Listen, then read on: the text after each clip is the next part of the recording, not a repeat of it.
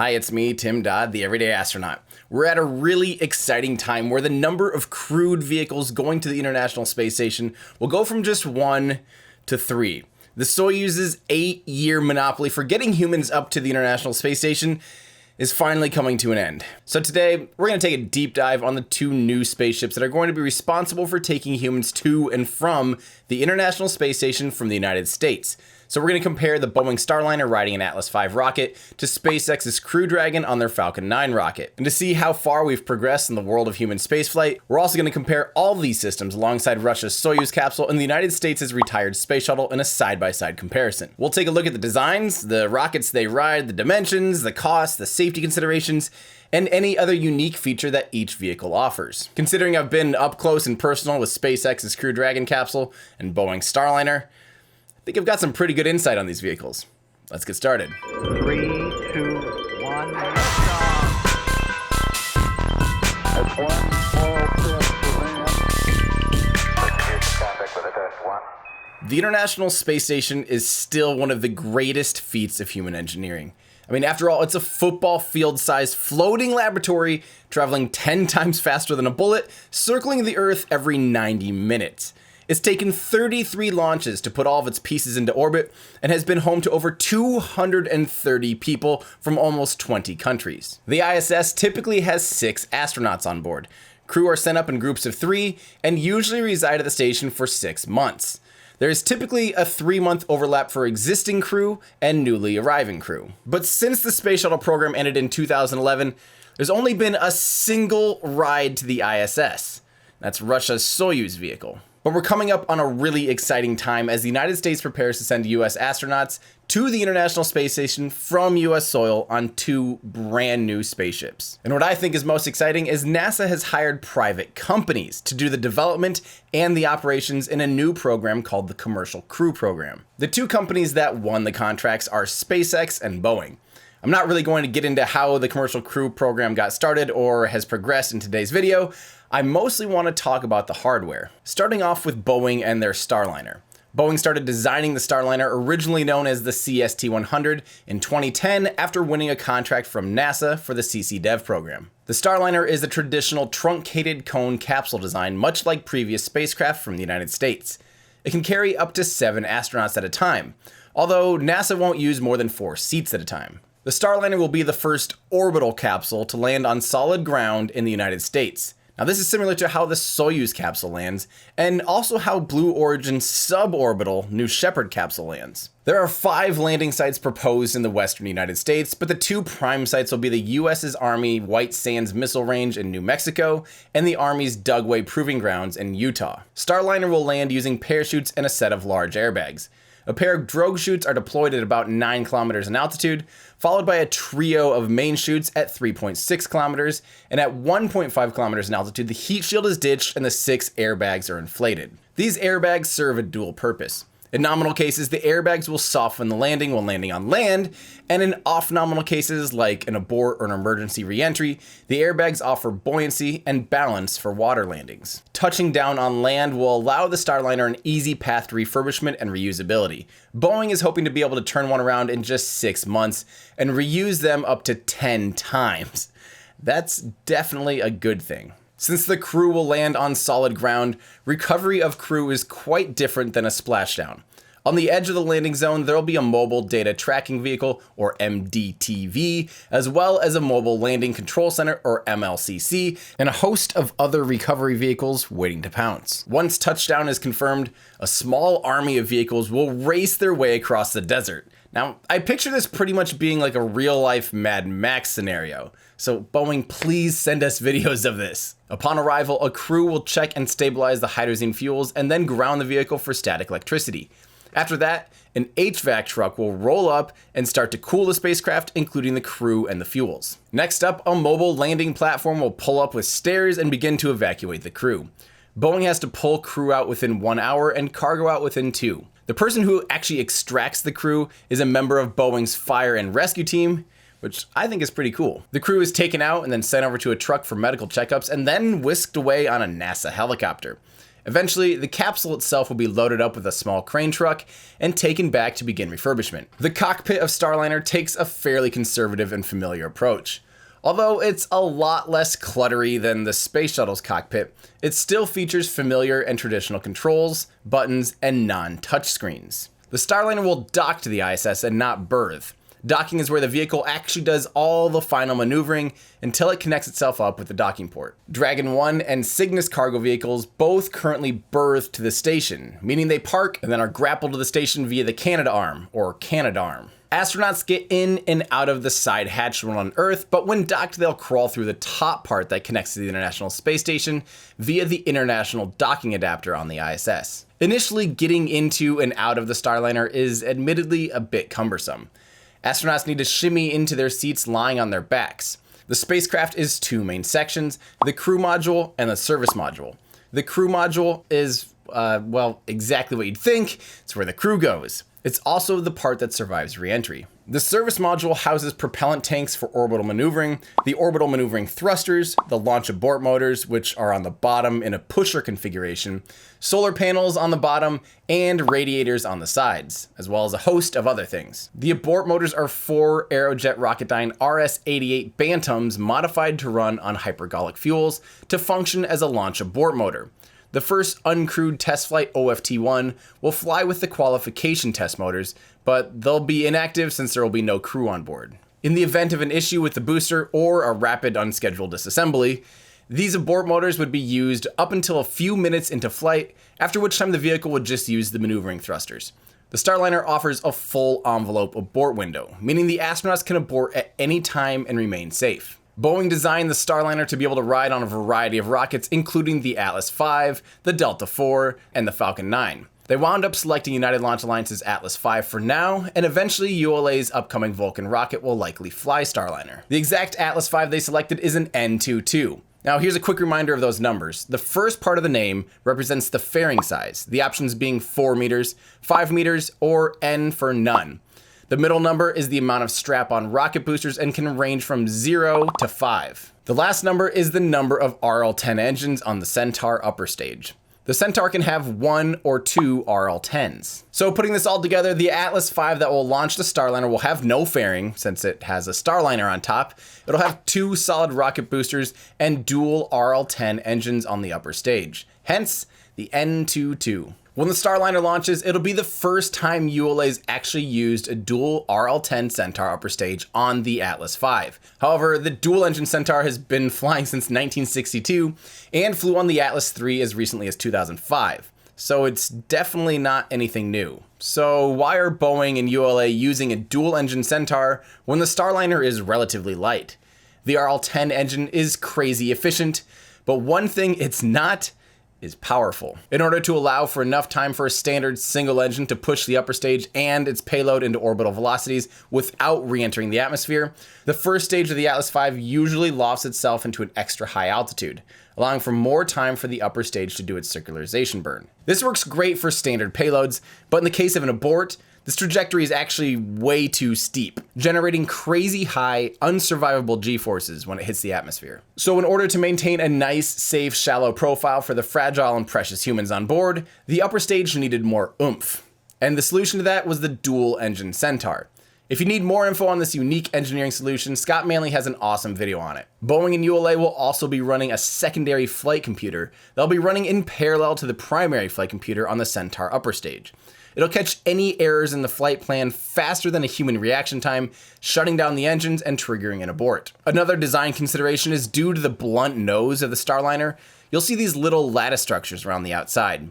The Starliner was designed to be as stable as possible for re-entry, which means having a short and stout design. The lattice structure helps diffuse the airflow over the vehicle, helping to make sure there are no shock waves or inadvertent pressure areas over the lower portion of the vehicle on ascent, especially since the rocket actually tapers down to the skinny Centaur upper stage. They also added an aerodynamic skirt to ensure smooth airflow. Despite the Apollo spacecraft being a similar shape, the Saturn V it rode on top of kind of wedding caked out, tapering wider and wider, and therefore didn't have those design considerations. Starliner astronauts will take off from ULA's launch pad SLC-41 at Cape Canaveral Air Force Station in Florida. The pad has already been fitted with the crew access arm in preparations for the first crew launches. This will be the first time humans have launched from this particular launch pad, which is awesome, and also the first time humans have launched from Cape Canaveral Air Force Station since Apollo 7 in 1968. We'll get into the dimensions, the designs, prices, and more when we do a side-by-side comparison of all the vehicles.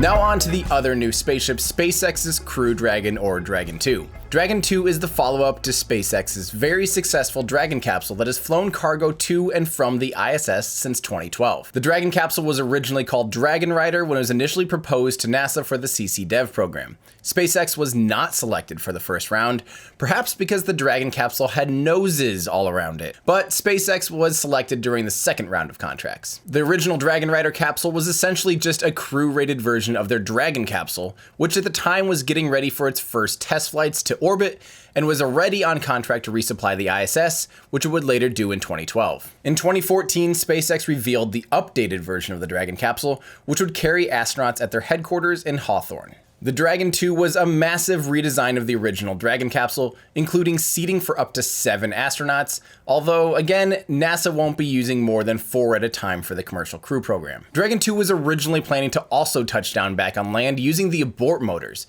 assuming they weren't used for an abort, to come to a nice soft touchdown anywhere.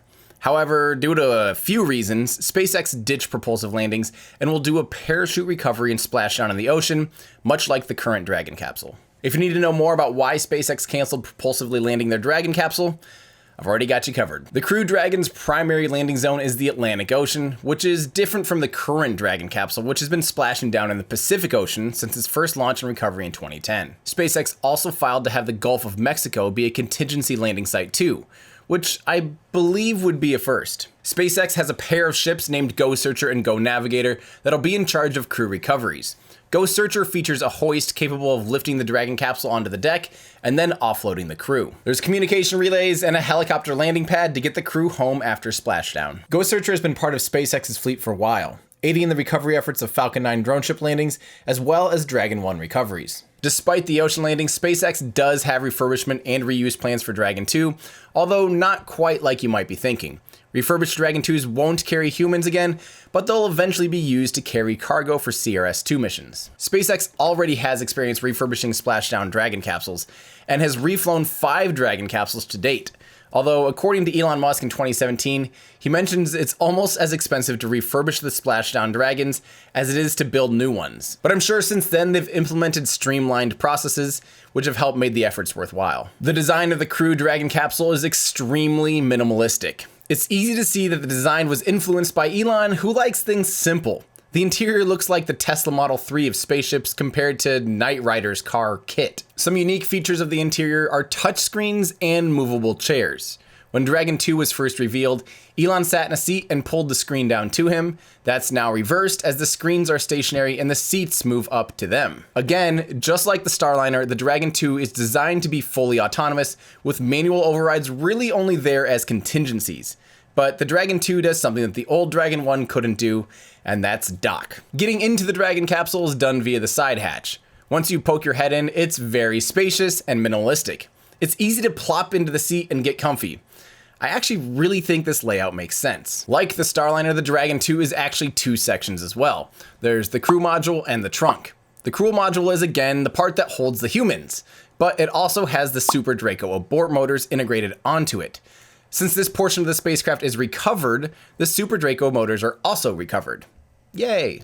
Just like the Starliner, the Super Dracos run on hypergolic propellants and offer a full envelope abort window as well. The trunk is an unpressurized section of the spacecraft, just like it is on Dragon 1. This allows for the ability to take up larger components that wouldn't fit through the docking port, or items that are installed on the outside of the station. Items that are inside the trunk are retrieved via the Canadarm2 or another arm named Dexter. The trunk of the Dragon 2 offers a unique layout with stationary solar panels covering one side of the vehicle and radiators on the other side.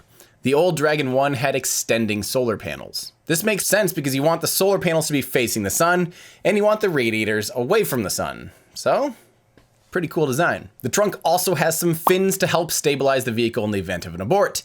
And again, I already did a video all about this, so if you want to learn more about the fins on the Dragon and why they matter during an abort, check out this video. The trunk is detached prior to re-entry and burns up due to a lack of a heat shield. This allows for disposal of some on-station items as well. A very fiery garbage service. The Dragon 2 is designed to exclusively fly in the Falcon 9, although there were plans for it to fly in a Falcon Heavy at one point, but SpaceX no longer plans to human certify Falcon Heavy and instead is focusing on Starship. In order for the Falcon 9 to be crew rated, NASA required a design freeze of their Block 5 variant, since SpaceX tends to upgrade their vehicles so frequently, they sometimes introduce unintended consequences. Part of this design freeze also required the use of a new composite overwrapped pressure vessel, or COPV. The COPV failure was the root cause of the Amos 6 pad anomaly, and a COPV strut was the cause of the CRS-7 failure. SpaceX started flying a newly designed COPV at the end of 2018. It's kind of unusual that NASA required a design freeze. I mean, considering NASA has considered flying humans on the second launch of SLS. Or even more crazy, there's even been talks of them putting humans on the first flight of SLS. But SpaceX is known to make changes all the time in the constant pursuit of improvement. So I think a safer, more conservative approach is a good idea when human lives are involved. The Falcon 9's flight profile with the crew also had to be altered compared to the cargo versions to ensure the safest profile in case of an abort. Due to the shallower, flatter profile, it also means the first stage booster of the Falcon 9 will not do a return to launch site landing and will have to land downrange on the drone ship. The upper stage of the Falcon 9 uses the Merlin 1D vacuum engine, which is extremely powerful, but not very efficient. It will have no problem maintaining a shallow profile. Crew will climb on top of a Block 5 Falcon 9 poised at Launch Complex 39A at Kennedy Space Center in Florida. Now I have to say, not that it's a contest, but SpaceX definitely does have the coolest launch pad ever. I mean, after all, this is the same launch pad that humans took off from to go to the moon. Crew will go up the fixed service structure that's a relic from the Space Shuttle era. Although SpaceX has done a lot of work to remove the rotating service structure, repaint the tower, add cladding, and attach their mobile access arm. One thing that SpaceX will be doing that's completely new in the world of human spaceflight, and actually took some convincing to make NASA consider a valid option, is a load and go fueling procedure. Since SpaceX uses super chilled propellants, they need to load them up into the vehicle as late as possible so they don't warm up and boil off before the vehicle takes off. SpaceX actually continues to fuel the rocket up until just 3 minutes before liftoff. Now, clearly 3 minutes isn't nearly enough time to get up the tower and strap the crew into the Dragon capsule and then leave the tower, so the crew will actually enter before propellant load and will remain on board while the vehicle is fueled up. I can clearly understand how this is different, but I actually feel like it's kind of a safer move. I mean, this means the astronauts and the ground crew never need to approach a fully loaded vehicle on the pad. Once fuel starts flowing, the crew is actually in the safest place imaginable, a tightly sealed pressure vessel armed with a powerful abort system. So despite the process of fueling up being pretty risky, the crew is in a very safe place. Can you imagine? This will be the first time in history a human ear will hear the sound of cryogenic fuel flowing into the vehicle.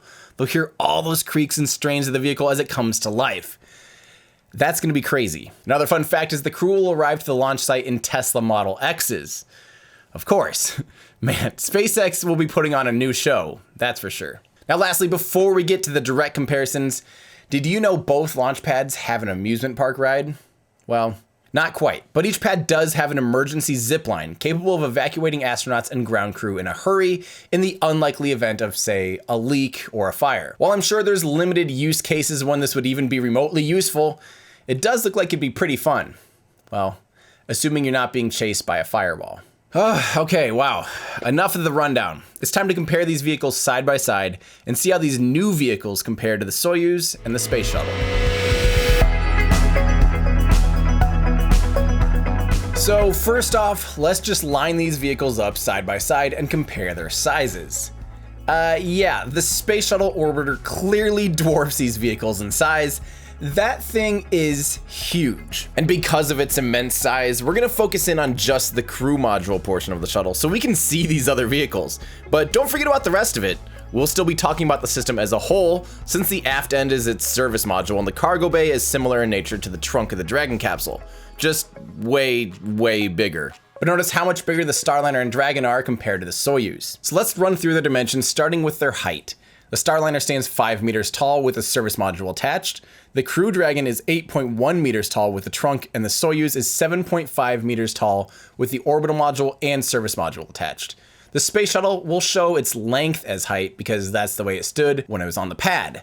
It stood 37 meters tall from tail to nose. Next, their width. The Starliner is 4.5 meters wide, the Dragon capsule 3.7 meters wide, the Soyuz 2.2 meters, and the Space Shuttle's crew compartment and payload bay were 4.6 meters wide. We'll ignore the wings for this comparison. I feel like we're gonna have a lot of asterisks when we compare these vehicles to the Space Shuttle, because that thing was a completely different beast. Next up, dry mass. Starliner is 13 tons, Dragon is 9.5 tons, the Soyuz capsule is shockingly light at 7.1 tons, and the Space Shuttle, yeah, you can imagine this is quite a bit heavier at 68.5 tons. As mentioned earlier, crew capacity for both Starliner and Dragon is 7, but again, NASA will only use 4. The Soyuz capsule can fit 3, barely, and the shuttle could fit up to 8, although 7 was much more common. Now for volume, both pressurized and unpressurized. Starliner has 11 cubic meters of pressurized volume and no unpressurized. Dragon 2 has 10 cubic meters of pressurized volume and 14 cubic meters of unpressurized volume. Soyuz has 8.5 cubic meters of pressurized and no unpressurized volume. The Space Shuttle is of course king here with 74.3 cubic meters of pressurized volume and 300 cubic meters of unpressurized volume. In other words, you could almost fit all 3 spaceships inside the payload bay of the shuttle. So now, how long can these vehicles stay in space? The Starliner can go 60 hours on its own and 210 days while docked. Crew Dragon can go 1 week on its own and also 210 days when docked. The Soyuz can go 30 days on its own and 180 days when docked. And the Space Shuttle couldn't go much beyond 17 days due to being powered by fuel cells. Next up, how about their abort systems? The Starliner and Crew Dragon both have a pusher type system that's full envelope, meaning they can abort safely at any time during ascent. The Soyuz has a puller or tractor system with an abort tower and fairing motors too, which also offers a full envelope escape. And of course, the Space Shuttle had no mechanical abort systems. And a quick little note here on abort systems, pushers push up from the bottom or the middle of the spacecraft, and tractors or puller abort systems pull from the top using a tower or something like that. Now, where do all these land? Starliner, Shuttle, and Soyuz all touch down on land, while Crew Dragon splashes down. Now, how about reusability/refurbishmentability? The Starliner is capable of up to 10 reuses. Crew Dragon is capable of reuse, but for now only as cargo variant. Soyuz is expendable, and the Space Shuttle was also reusable. So now the launch vehicles that get these to space. Starliner will ride the Atlas V N22, Crew Dragon the Falcon 9, Soyuz the Soyuz FG rocket, and soon the Soyuz 2, and the shuttle was part of the space transportation system. While we have these rockets pulled up, I think it's important we take a note on their reliability. We're going to ignore partial failures and only talk about mission success, in which case the Atlas V really comes up on top at 100% success in 79 flights. The Falcon 9 has had 69 missions and has had 2 failures, one of them actually happening before the launch occurred, giving it a 97.1% success rate. The Soyuz is complicated because it's been flying since the 60s in some form or another, so in total it's 996 out of 1,028 for a 96.9% success rate, but its newest variant, the FG, has only had 1 failure out of 66, making it 98.5% successful. And the shuttle had 2 failures out of 135 launches, also making it 98.5% successful. It should also be noted that thanks to the abort system, the 1 failure of the Soyuz FG led to no loss in life. And another quick note, this time about the use of solid rocket boosters. The solid rocket booster led to the loss of the Challenger vehicle, but that's not to say solids on their own are inherently more dangerous per se. The mixture of a solid rocket booster and the lack of a mechanical abort system is really what was dangerous. We've learned a lot since the Space Shuttle, and the Atlas V's use of SRBs is considered very safe. And due to the fact that the Starliner does have an abort system, if there was a failure, the crew would be able to get away from the rocket. So we really shouldn't compare the Atlas's use of SRBs to the Space Shuttle's use of SRBs. And now, where do all 4 of these launch from? Launch sites are Slick 41 at Cape Canaveral Air Force Base for Starliner. Right next door is the Falcon 9, which will launch from LC-39A at Kennedy Space Center. The Soyuz launches from Baikonur, LC-1/5, and the shuttle launched from both LC-39A and LC-39B at KSC. And lastly, we're going to talk about price per seat, and this one has a pretty big big asterisk as well. Both Starliner and Crew Dragon have a price tag of $58 million per seat. The Soyuz capsule is now up to $82 million per seat, and the shuttle, well, this is a hard one. On paper, the shuttle would cost around $214 million per seat. But don't forget the shuttle did a lot more than just take crew up. It often would carry an additional payload of 12 tons or more. So maybe it's fair to take that $214 million per seat per launch and then take 80% off, because 80% of the volume of the vehicle was dedicated to cargo. But maybe that's not fair either. So let's just say it's somewhere between 43 million and 214 million. The last thing I want to mention, but only for the Starliner and Crew Dragon, is their cost of development. So the Starliner received 4.8 billion and SpaceX received 3.1 billion in total. But this includes 2 demo launches and 6 operational flights from each company. Now, I don't really want to get into a spitting match over why each company got paid such different amounts, but it likely had to do with each company's proposal. Perhaps after SpaceX flies a few dozen astronauts, they can charge a little more for increased confidence from NASA. Kind of like how they're able to increase the price of the cargo resupply missions once they proved to be reliable and after they gained a better sense of the costs of running the program. So when it's all said and done, here's my opinion. First off, I couldn't be more excited to see an awesome pair of exciting new rides to space. It's about time. As solid and reliable as the Soyuz has been, it's about time humans have other, newer, and more comfortable options. As far as each system goes, I've got my opinions and I'll keep them short, because I already know the comment section will have plenty of opinions to go around. The Starliner is an awesome spaceship. It's very well thought out, and you can tell human safety is very much on top of mind for both Boeing and ULA. I'm glad to see they're going to be landing on land because I think it's cool, and I'm glad to see they can reuse the spacecraft. And I'm also happy the Atlas will finally be carrying humans again for the first time since Faith 7 launched with Mercury Atlas in 1963. And as advanced as the Starliner is, I do wish Boeing had gone a few steps more progressive. It feels like the spaceship is just a little conservative, and you can tell they didn't want to take any design risks or really push any boundaries.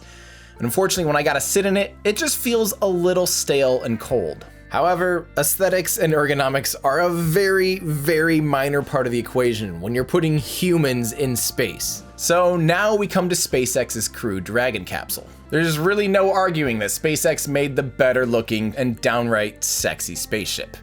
It truly is stunning. And quite frankly, the radical departure from the norm really seems to have been pulled off brilliantly. Just look at how easy it is to get into this thing compared to the Starliner. And I have no doubt the Crew Dragon capsule didn't cut any corners in safety, considering they had to answer to NASA on every single millimeter of the thing. So when it comes to pure cool factor, I'm gonna have to give the leg up to SpaceX. After hearing from a few people who have used the touchscreens, we're talking about hardcore pilots here. They have voiced missing a more traditional control scheme, saying it does feel a little bit like flying an iPad. But lastly, seeing a Falcon 9 land after delivering crew to the ISS will be a nice cherry on top. And although of course it won't be landing back at Kennedy Space Center, I never get tired of seeing this. So no matter how you cut it, you can't go wrong. NASA hired 2 incredible companies to come up with some truly exciting new rides to space. NASA should be proud of this new program. It saved them money and now offers a variety of options. So now they actually have some overlap and redundancy in humanity's access to space. And although this video was intended to highlight the commercial crew program, to be perfectly honest, I wound up really appreciating the Space Shuttle more after diving into this. That thing was something really special. I mean, yes, of course it had its flaws, and it didn't quite live up to the hype of making spaceflight cheaper or safer, but boy, oh boy, did it have some unmatched capabilities. So great job NASA, Boeing, and SpaceX. I honestly couldn't be more excited for this new chapter of spaceflight. And don't you all worry, I'll be doing my best to bring it all to you guys. I'm planning to try to make it down to all the demo missions and cover them live in person.